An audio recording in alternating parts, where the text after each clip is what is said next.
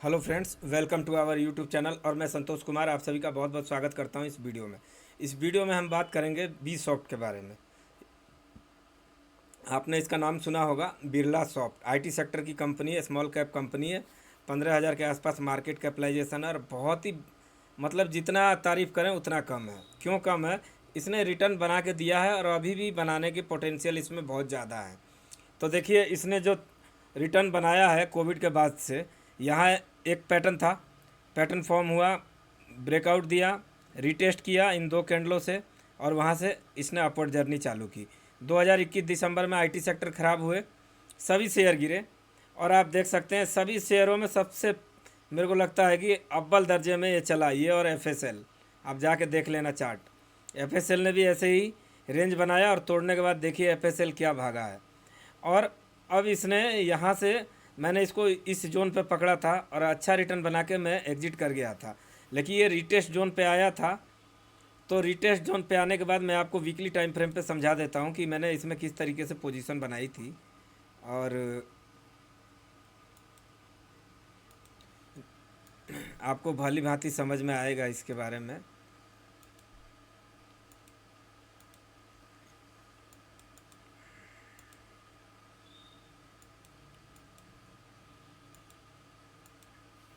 तो ये तो मंथली टाइम फ्रेम है, इस पे हम डिस्कशन करेंगे और बहुत प्यारा सेटअप बन रहा है, मैं आपको बताऊंगा। लेकिन थोड़ी देर के लिए वीकली टाइम फ्रेम पे हम चार्ट को कन्वर्ट करते हैं और इसमें मैं समझाना चाहता हूँ आपको कि हो क्या रहा था। देखिए, जब ये यहाँ से गिरा, लोअर लो लोअर हाई बनाते हुए नीचे आया, यहाँ बेस बनाया, बेस को ब्रेक किया, ब्रेक करने के बाद रीटेस्ट करके ऊपर गया। ऊपर जाने के बाद आप ध्यान से देखिए, यहाँ पे एक पैटर्न कायम हुआ है। अब वीकली टाइम फ्रेम पे थोड़ा सा हमारा रेजिस्टेंस बढ़ जाएगा। यहाँ पे रेजिस्टेंस का एक जोन है जो कि हमें मार्क करना होगा और रेजिस्टेंस हमारा ये परफेक्ट हो गया। ठीक है, अब यहाँ पे समझते हैं। यहाँ से जब ये शेयर निकला, एक बार इसने रिजेक्शन पाया, रिजेक्शन पाने के बाद दोबारा से दम लगा के अच्छे कैंडल के साथ ब्रेक किया। यहाँ वॉल्यूम भी हम ऐड कर लेते हैं, आप चाहेंगे तो यहाँ मूविंग एवरेज भी लगा सकते हैं, क्योंकि मैं वीकली टाइम फ्रेम पे 40 मूविंग एवरेज लगाता हूँ सिर्फ कंफर्मेशन के लिए। और देखिए दोस्तों, ये स्टेज यहाँ से देखिए, ये स्टेज 1 होता है। इसको ब्रेक करने के बाद शेयर स्टेज 2 में था और यहाँ से जब गिरा तो ये स्टेज 3 था। यहाँ आने के बाद फिर ये स्टेज 1 में कन्वर्ट हुआ। यहाँ से इसने स्टेज 2 की रैली करी और देखिए कहाँ तक रैली करी। उसके बाद ये फिर स्टेज 3 में आ चुका है और स्टेज 3 से अब ये अग्रसर है स्टेज 1 के तरफ। ठीक है, और देखिए यहाँ मल्टीपल टाइम सपोर्ट ले रहा है। एक्चुअली में हुआ क्या था, इसने रीटेस्ट कर लिया था वीकली टाइम फ्रेम पे, लेकिन बैक टू बैक इसके 2 क्वार्टर खराब आ गए। शेयर खराब नहीं था। देखिए, गिरता तो सभी कोई है, लेकिन गिरने के बाद उठने का दम होना, ये अपने आप में बहुत बड़ी बात होती है। चोट तो मार्केट जब करेक्ट होता है, फाइनेंशियल उसके मान लीजिए रिजल्ट अच्छे नहीं आएंगे, कंपनी का प्रॉफिट ग्रोथ में थोड़ा इम्पैक्ट होगा, तो टूटती तो सारी कंपनियां हैं, लेकिन जो बाउंस बैक करता है वैसे शेयरों में काम करना चाहिए। अब चलते हैं, यहाँ आप भली भांति समझ गए होंगे। मैं वीकली टाइम फ्रेम पे इसका मूविंग एवरेज को हाइड करता हूँ और हो सके तो वॉल्यूम को भी हाइड कर देता हूँ। अब देखिए नेकेड चार्ट है, यहाँ पे हो क्या रहा है, 1 मिनट को आप समझने की चेष्टा करें और इसको देखिए। अगर आप मंथली टाइम फ्रेम पे लगाएंगे तो क्लियरिटी ज़्यादा आएगी। और यहाँ हम थोड़ा सा ये जो लाइन है इसको थोड़ा नीचे शिफ्ट करेंगे क्लोजिंग बेसिस पे।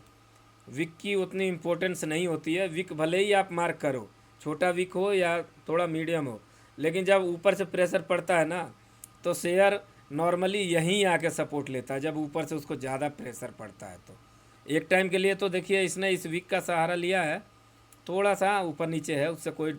यहाँ मैं एक सेटअप आपको समझाना चाहता हूँ और ये सेटअप परफेक्ट सेटअप होता है रिवर्सल का संकेत देने के लिए, चाहे वो सपोर्ट जोन पे रेड बने या ग्रीन बने।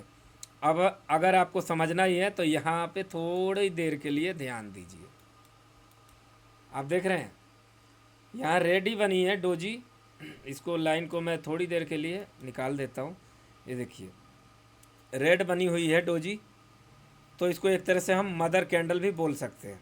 ठीक है दोस्तों, और देखिए मदर कैंडल बनने के बाद जो इसके बीचों बीच कैंडल बनी, वो भी एकदम मान के चलें तो इसके अंदर ही बनी है, ना उसने इसके लो को छुआ है ना इसके हाई को छुआ है, बीचों बीच बनी।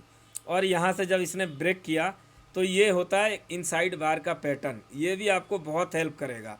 आप किसी भी ऐसी कैंडल को मार्क करें, चाहे ऐसी कैंडल हो या ऐसी कैंडल हो, और उस कैंडल को मार्क करें।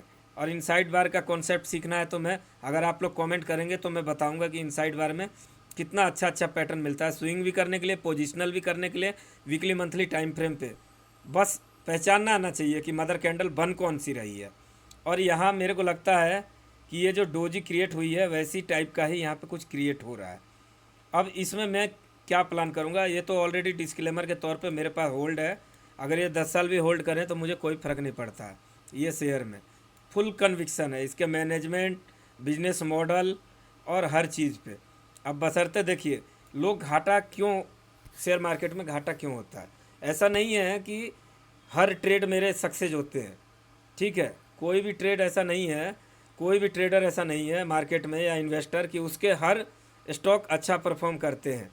लेकिन एक कन्विक्शन होता है कि हाँ मैनेजमेंट अच्छा है, कंपनी अच्छी है, इसके फाइनेंशियल डेटा बहुत कमाल के हैं और ये यहाँ से बाउंस बैक कर जाएगी।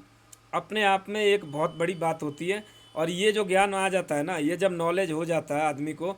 अब देखिए बिरला सॉफ्ट लिया था मैंने, रीटेस्ट पे मैंने 1 लाख रुपए क्वांटिटी डाली थी, 10-15 हज़ार रुपये बुक किया। उसके बाद ये नीचे आया, मैंने इसको सेल नहीं किया, मेरे बाइंग कोस्ट से 30-40 रुपये नीचे है, तो मिनिमम मेरे को 8-10 हज़ार रुपये का लॉस होगा। लेकिन ये पोर्टफोलियो स्टॉक है दोस्तों। अगर मैं यहाँ से अब अगर ये ब्रेक करता है 590 का लेवल, तो यहाँ से अगर मेरा फुल कन्विक्शन आ जाएगा इस शेयर पे। कोई डिस्क्लेमर के तौर पे बाई सेल रिकमेंडेशन नहीं है। ये जो डोजी बनती है ना, ये मेरा सबसे प्यारा सेटअप है। अगर आपको टेस्ट करना हो जाके BSE में आप देख लेना, अगर आपको टेस्ट करना हो ग्रेविटा इंडिया में भी देख लेना। तो ये मंथली टाइम फ्रेम पे जो रीटेस्ट करने आता है शेयर, और यहाँ जो डोजी क्रिएट होती है, ये मेरे लिए बहुत ही पावरफुल कन्विक्शन देता है मेरे को ट्रेड प्लान करने के लिए। लेकिन अभी मैं क्या करूँगा, अभी अगर मंथली टाइम फ्रेम के हिसाब से अगर मुझे काम करना है तो जब तक ये यहाँ ब्रेक नहीं करता है मैं इसको वेट एंड वॉच की लिस्ट में रखूँगा। जिस दिन ये 590 का लेवल ब्रेक करेगा, समझ लीजिए कि मेरा ट्रेड एक्टिवेट हो चुका है। लेकिन मैं इसमें ट्रेड क्या करूँगा, मैं ऑलरेडी इसमें इन्वेस्टेड हूँ, डिस्क्लेमर के तौर पे बता दे रहा हूँ। क्योंकि ये कंपनी IT सेक्टर में मुझे वैल्यूएशन वाइज भी अच्छी लगती है और मुझे रिटर्न भी अच्छा देती है। इसी की एक मर्जर हुई कंपनी है इसी के ग्रुप की, KPIT टेक्नोलॉजी, वो भी मुझे बहुत फेवरेट लगती है। लेकिन वो शेयर बहुत महंगा है, लेकिन फिर भी रिटर्न उसमें अच्छे बनते हैं, बशर्ते चार्ट पैटर्न के अकॉर्डिंग अगर आप काम करेंगे तो ये था मेरा छोटा सा प्यारा सा एनालिसिस बिरला सॉफ्ट के ऊपर। अगर ये वीडियो आप लोग को इन्फॉर्मेटिव अच्छा लगा हो तो ढेर सारा प्यार दीजिएगा। आप लोग से बहुत बहुत अनुरोध है, मैं आप लोगों के लिए ऐसे ही नॉलेजेबल और अच्छे अच्छे स्टॉक चुन के लाता रहूँगा जिसमें एक प्रोबेबिलिटी हो आने वाले टाइम में एक अच्छा रिटर्न जनरेट करने के लिए। तो thanks for watching this video, मिलते हैं नेक्स्ट वीडियो में। और लाइक सब्सक्राइब किए बिना नहीं जाएगा दोस्तों, बहुत रिक्वेस्ट है आपसे। जय हिंद, जय भारत, वंदे मातरम दोस्तों।